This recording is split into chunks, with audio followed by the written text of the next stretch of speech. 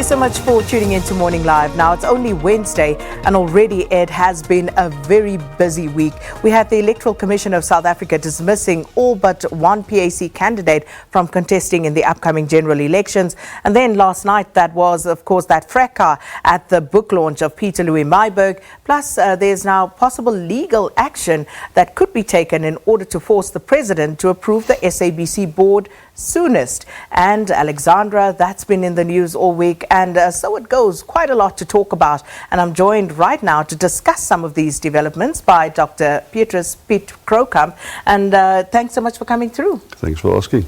So let's start with last night and the book launch in Sandton City that didn't quite happen because of the protests that broke out there. Now, looking at what happened there, this book, of course, about ANC Secretary General Ace Magashule, is that a sign of a healthy democracy, or is it something we ought to be concerned about? Look, I think we ought to be concerned about it, but one always plays it in the bigger context. I think there were about, say, 30 or 40 people. In Alexandra this week, very few people came out to actually participate in the march. And there's a form of passivity setting in among South Africans that concerns me. I would think that last night there must be 100 people at Pieter-Louis Myburgh's book disruption. I would think there must be thousands of people at Alexandra being concerned about service delivery there. And if you look at the previous elections and this election, actually there are very few what we called in the past service delivery strikes. I wonder what happened to this natural activism in society in the run-up to elections. I don't see much of that. And if that translates into what is going to happen in the election, we might just, we had a 73% turnout last time. We might approaching 70 or 68% like we had in the local government election when we had 58% turnout. I'm concerned about the fact that so few people turned out last night to disrupt Pieter-Louis Myburgh's Why are you launch. concerned about that? Well, because I think there's a lack of activism in the run-up to the election. There's a lack of enthusiasm, I think, for what's about to happen. Look, I'm disappointed that it happened at all. It shouldn't have happened in a democracy. But it was 30 or 40 people that did that. So something tells me, yes, it's fractions of people that are willing to disrupt the natural process of democracy. But it doesn't happen on a large scale. In fact, there's also not a lot of participation in democracy on a large scale for me in the run-up to the election. And that is worrying for me. It certainly is. I was having a conversation with a young lady here this morning about going into the elections, and she's not registered to vote, and she feels that her vote won't make a difference anyhow. Well, do you think Fikile Mbalula is in charge of elections of the ANC in the 2000s? By the way, he expressed himself on a lot of things that doesn't really concern him. The list shouldn't be his concern. He's not a member of the top six. He's not speaking on behalf of the National Executive Committee of the ANC. And there's a lot of questions to be asked why he's so high up on the list in any case as it is. So he shouldn't have much of a view. Isn't that the result of the will of the people within the African National Congress? There was no indication that he was elected number 5 on the list where he is. But I think, just to return to your question, remember, that's part of Fikile Mbalula's problem. 47% fewer students or fewer young people actually registered in the 18 to 19 category. I know the IEC is responsible for registering people, but it is the political parties that must get the people to actually register. I think Helen Zille likes to say that you don't win an election on voting day, you win it at registration day. So if registration didn't run according to plan, the parties should be blamed. Fikile Mbalula should be blamed. And if young people are not participating, it is because I think there's this lack of enthusiasm. The argument that it is worldwide a tendency for young people not to vote, it doesn't wash, because we have a stressful democracy, we have an activist democracy, our voting turnout is always between 70 and almost into the 80s. In America it's around about 52. We cannot compare with other democracies. We are an activist democracy. But Dr. Croucamp, why would you blame Fikile Mbalula? What about all the other parties? I mean, surely, if young people did not register to vote, it's a failure on everybody's part. No, because I think what you do is you focus on the people that is most likely to vote for you. The DA got a lot of their people out to register. The EFF doesn't have the reach of a bigger party. They're a small party. They're a party between 8 and 10 and maybe 12%. So their ability to register countrywide is much more limited than the ANC, which has a carpet type of coverage of South Africa. So I think the DA has done relatively well as far as the registration is concerned. The EFF has got a good excuse. The ANC has got no excuses for the low registration amongst the young people. And just talking about this apathy amongst young people, because there does seem to be a certain level of voter apathy. I saw an article yesterday also lamenting the fact that young people are not even registering to vote. So, you know, they are falling by the wayside. Quite apart from the parties not getting out and getting them to register, what else do you think could be at play here? Well, I think this is the one election where the ANC's got virtually no money to fight this election. I've never seen them spending so little money on an election. And if they start to ask people to actually donate money to the party for, you know, to put up posters, then you know they are in really, really big trouble. They've never done that in the past. I think the ANC is out of money to run this election, and they run it on a low budget. The only person you really see campaigning for the ANC is Ramaphosa, and I know he's very popular. But what happened to the rest of the top six? What happened to members of the NEC, the members of the cabinet, the executive in the past, who were active participants in the run-up to elections? They all have but disappeared. They only use Ramaphosa. And why? Well, partly because he's the most popular person in the ANC, but also because they just don't have the money to run a proper election. I want to talk about the IEC yesterday coming out, and they had more than 50 objections that they needed to rule on, and they only upheld one of PAC candidate Alton Mpeti. What did you make of that? Well, I think they apply the law.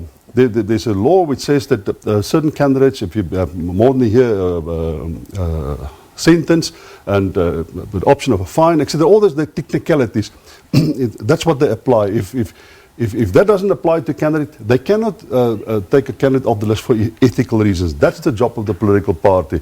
So they've applied the law. There's nothing wrong with what they've done. So speaking of ethics, the ANC is saying that, I beg your pardon, the ANC is saying that they're going to refer their list to their Integrity Commission. But the IEC is clear, this is it. If you still have any objections, you need to take those to the Electoral Court. But this is it as far as their vetting of this process goes. So what is the ANC playing at right now when they talk about referring their list to the Integrity Commission? Well, they can do that. Again, the IEC will apply the law which says that this list is final. Even if somebody dies now, he's not been taken off the list. What happens is, once after the election, when the candidates start to occupy the seats in legislatures, then the person can be removed from the list for whatever reason. If the ANC want to remove anybody from their list, they will have to do it themselves, and they will have to, for instance, either the person must voluntarily step down, or they have to give him a disciplinary hearing, him or her a disciplinary hearing, and remove him from the list, because if you're not a member of a party, you cannot occupy a seat in a legislature. Now, the question of morality, the question of integrity, and people seem to be hopping up and down about this one. But as far as the parties go, it seems though, you know, their internal processes actually trumps everything else. Are they actually listening to the electorate and what people are saying or what people want from them? I think the ANC has listened, and I think the ANC is very concerned. I think the whole display of questioning themselves and referring it to the ethical committee, all those things are signs that the party is taking pressure and that they respond to that type of pressure. I think it's more media pressure that they respond to. I don't see a lot of civil society activity in the thing, but they do respond, I think they do the appropriate thing. It's hard to deal with these matters. How do you take somebody off the list now at this late stage? Somebody that's been through a democratic process within the ANC has been allocated a position on a list. If you as the leadership want to remove that person, you have to go against the grain of the consensus within the institution. So it is a difficult thing to do. But sometimes political leaders must make hard decisions, and what they've done is the NEC, they referred it to the ethical committee, and hopefully there will be consequences. In other words, by the time we occupy seats in legislatures, some people will have been removed for ethical reasons rather than technical reasons or legal reasons. And then, of course, we have the commissions of inquiry. And there's the Zondo Commission into state capture, and you have the PIC Commission, which I personally feel hasn't really gotten the attention that it deserves. Yesterday we heard evidence about the PIC's investment into Steinhoff and how billions, they lost 4 billion rand, and the valuation of shares right now, a big loss. But there were other people who also came and gave testimony at that commission regarding the likes of biotechnology, etc. It seems as though the the pensioners' monies are being spent rather willy-nilly by those who have been running the PIC for personal benefit. That's very true, but we now have this cleansing process that's going on. I think we can blame ourselves for what has happened in the past, and we can blame Jacob Zuma, and we can blame the ANC if we want to. But if we didn't have Ramaphosa, we wouldn't have had this cleansing process going on. And that's plan B. That's the second best option that we have. At least we're trying to address the issue, cleaning up the system, and hopefully it will never happen again. But what does cleaning up the system mean if people aren't actually held accountable? If we don't actually see people being charged and prosecuted for the wrongs that they've perpetrated? Yeah, but I think you have to look just beneath the surface. Shamila Batoy has put up a fantastic team. That's the other thing I wanted to come to. She's put up a fantastic team. We can see how it takes shape. There's no doubt that she plans to go big time after what is happening at these, what's coming out in these commissions.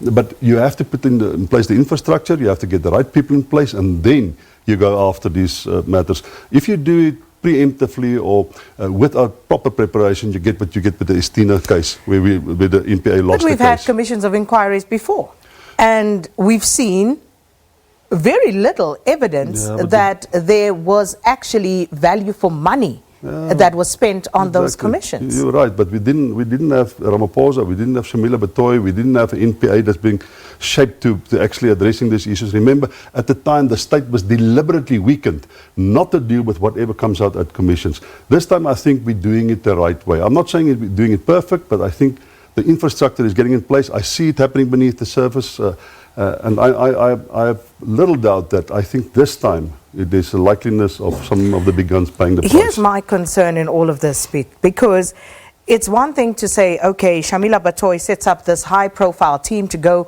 and listen to what's happening at the Zondo Commission and make sure that there are repercussions. However, there are already cases that are sitting there with the NPA that they should be following up on. Yes, I don't want to sound like I'm making excuses for Shamila Batoy all the time, but remember that the investigative capacity of the NPA was redundant as a consequence of what happened during the Zuma years. Even if you just get the investigators, it still takes time to put up a team to do a proper investigation. Many of these investigations have to start from scratch. And remember, she didn't get the budget for the new unit that she can, the Scorpions unit that she can put up. She have to use resources that they already allocated somewhere else. She have to use individuals already paid by the state. So it's not easy to put up these things, and the resources are not necessarily always there. But I think it does take shape. But yes, you're right. In the past, lots of commissions, never been really conclusive investigations. This time, I think it is a little bit different. One has to give, if you keep on harping on about the past, if change happens, you may miss that too. And I think there are signs of good things happening. And we must encourage those things to happen, and we must give credit when it happens, because that gives the type of momentum within civil society to officials within government and within these institutions to do what they should be doing. The proof of the pudding, as they say, is in the eating. Yeah, but we will have to see how all of this pans out. As you say, we can see the changes that are being made. We can see the evidence that there is some sort of cleansing that is taking place, but we will wait until those outcomes are seen. But just very briefly, the SABC, and we hear the DA saying they have evidence that suggests that President Cyril Ramaphosa is facing some trouble within the ANC to a point. Yeah, I think the president has several problems. One is, I think he's appointed now the wrong minister to oversee this thing. Why? Well, I think Stella has there's something about a historical slant to what she's doing. When she arrived at these meetings in the past, it's as if she sided with the unions. I think you must be seen to be impartial and doing a technocratic job. The ministers should not be a major political player within these things, within these state-owned organizations and the way they are managed and their boards. And I think she's too dominant, and I think her temperament, her personality plays too big a role.